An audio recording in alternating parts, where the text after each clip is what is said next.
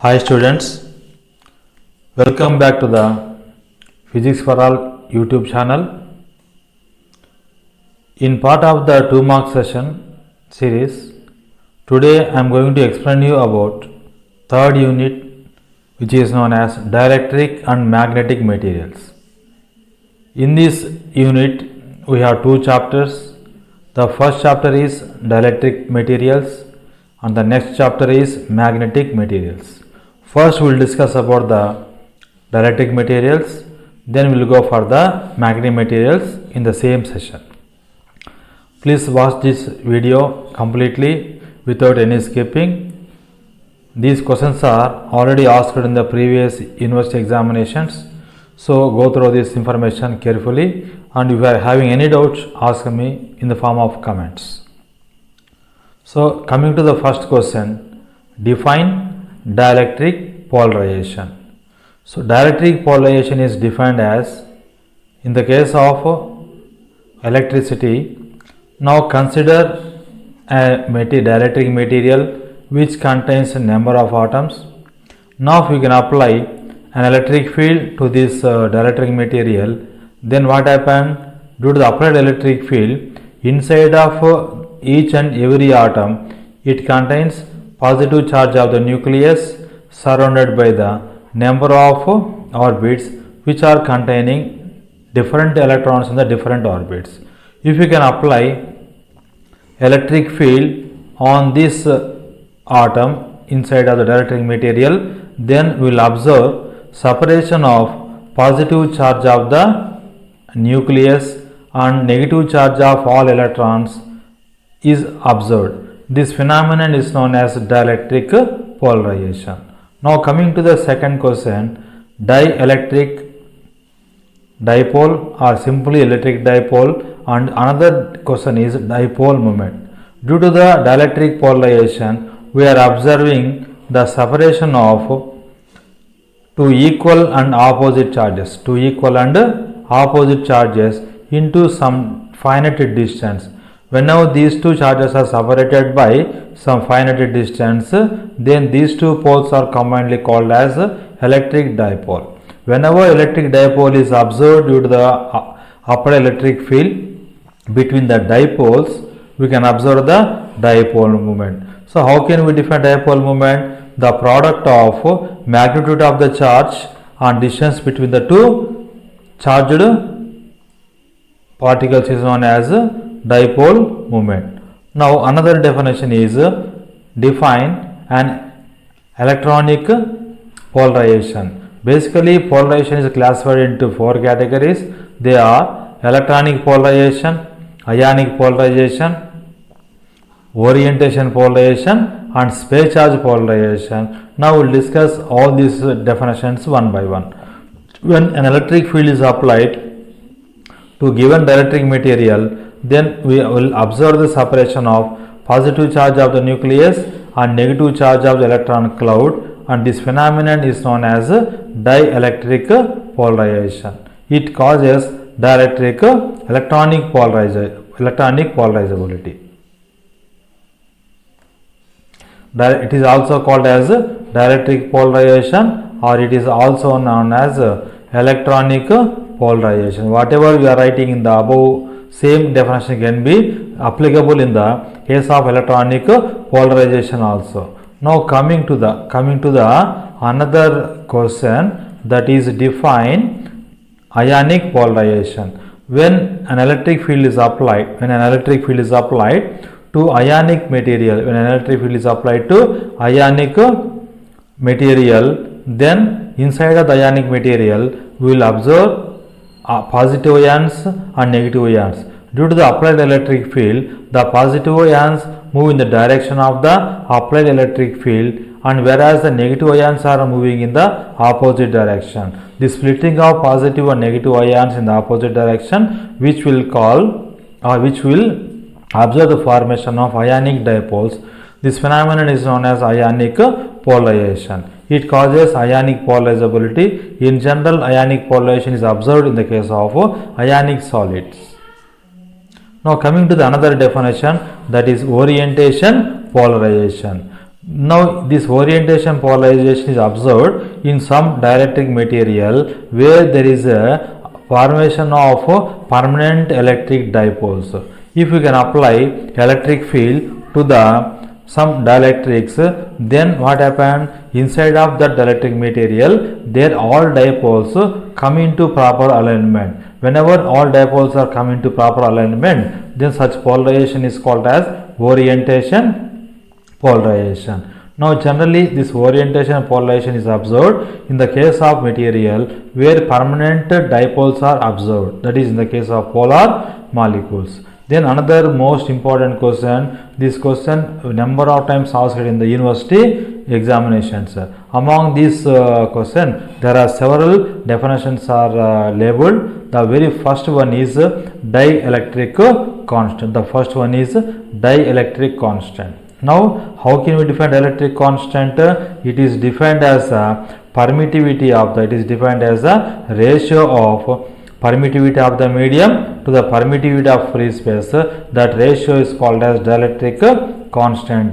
This dielectric constant is also known as relative permittivity.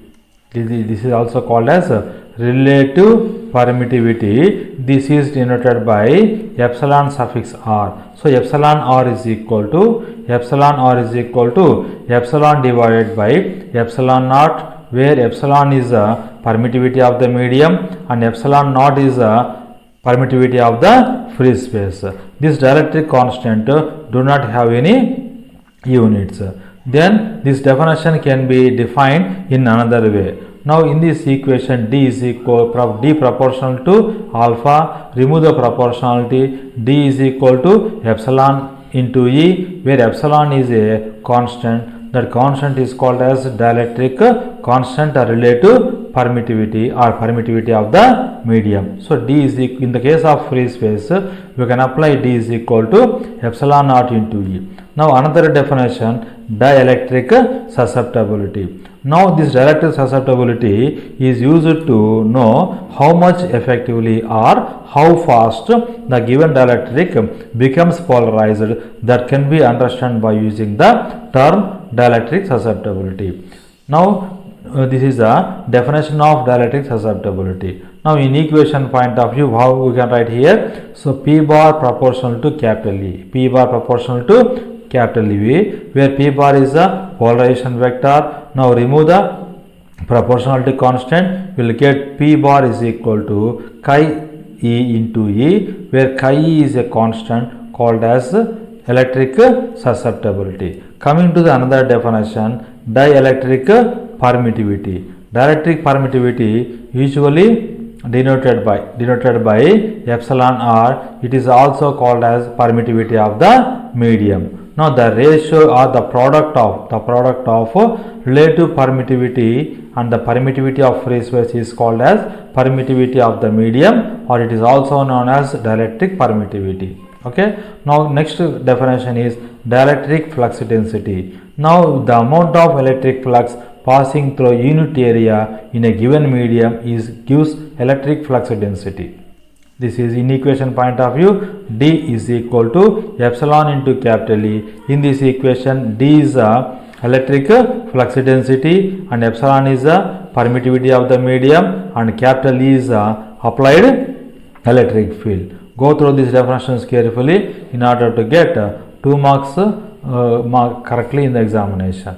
Now next definition is polarizability. If the strength of the electric field, is increases, then due to the electric polarization phenomena, number of dipoles also is going to increase. When number of dipoles is going to increase, dipole moment also going to increases. Now this can be written in the form of equation mu proportional to capital E. Mu proportional to capital E. Now in this equation, replace the proportionality. Now what you can add here? Mu is equal to alpha into E, where alpha is a constant called as polarizability. Alpha is a constant called as polarizability. These definitions are very important. Definitely these questions can be asked in the university examination. Now coming to the another question, what are the applications of dielectrics? This is another important question. Generally dielectrics are very important material in the case of electricity as well as magnetism. Even though they do not have free electrons to conduct current, but they can support electrostatic fields, and these are using in the various applications of electrical, electronics and optical fields. For example, these dielectrics are widely using in the manufacturing of different types of capacitor. If you can take capacitor, it is one conductor, it is another conductor. So these two conducting plates can be separated by some distance d. Okay. Now capacitor equation C is equal to epsilon naught A divided by D. Now to get more capacitance of this capacitor, we have to maintain less distance. Therefore, the capacitance should be more when the distance is very less. To separate small distance between the two conducting materials, definitely we have to insert dielectric material. That is the main application of dielectrics is in the capacitors. One more application is insulation, to avoid short circuiting the electric cables inside of the houses or any applications of electricity or electronics. We are using insulating material to avoid short circuit. Now these dielectrics are also using in the printed circuit board, and many applications we are using. Now coming to the magnetic materials, the first definition is magnetic susceptibility. The ratio of magnetization to the magnetic intensity is known as magnetic susceptibility. It is denoted by chi is equal to m divided by h. In this equation, m is a magnetization and h is a magnetic field strength. Now next question in the magnetic materials, magnetic permeability. Magnetic permeability is the ability of a given material to allow magnetic flux passing through it. That ability is called as magnetic permeability. Now this 20th question is very important. This question asked a number of times in the university examination. My dear students, carefully listen this question and you can take it as a screenshot. Definitely this is very important in my opinion. Now to get relation between the B, H and M, now we are writing B is equal to mu into H. Now in this equation, now in the already we know from the previous definition, mu is equal to mu naught into mu r. Now in the place of mu, we are writing mu naught into mu r. Now after writing this equation, add mu naught H and subtract mu naught H. Now in the first part and the other part, take mu naught H is a common. Now this mu naught and this H you can take as common. So as mu naught H goes outside, the balance is mu r and minus 1. The remaining part as it is mu naught H. Again in this equation, let us consider H into mu r minus 1. We can substitute in the form of capital M. So M B is equal to mu naught into, in the place of H into mu r minus 1, I am writing capital M plus mu naught into H. That implies in the both the terms mu naught is a common. We can take the term as common. So B is equal to mu naught into H plus M. This is a required equation. Generally this question is very important for the university and examination. Now coming to the another short answer question, what is Bohr magneton? This question also very important for the university exams.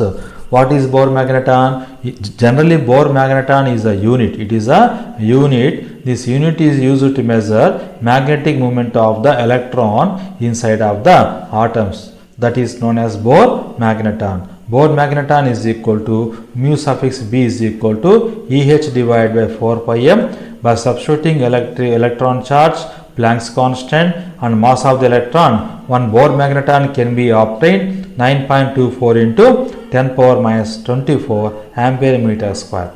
Then what is hysteresis? This question not only important for the short answer, also important for the essay question. Students, without forgetting, we have to prepare this question completely. Definitely will get good marks.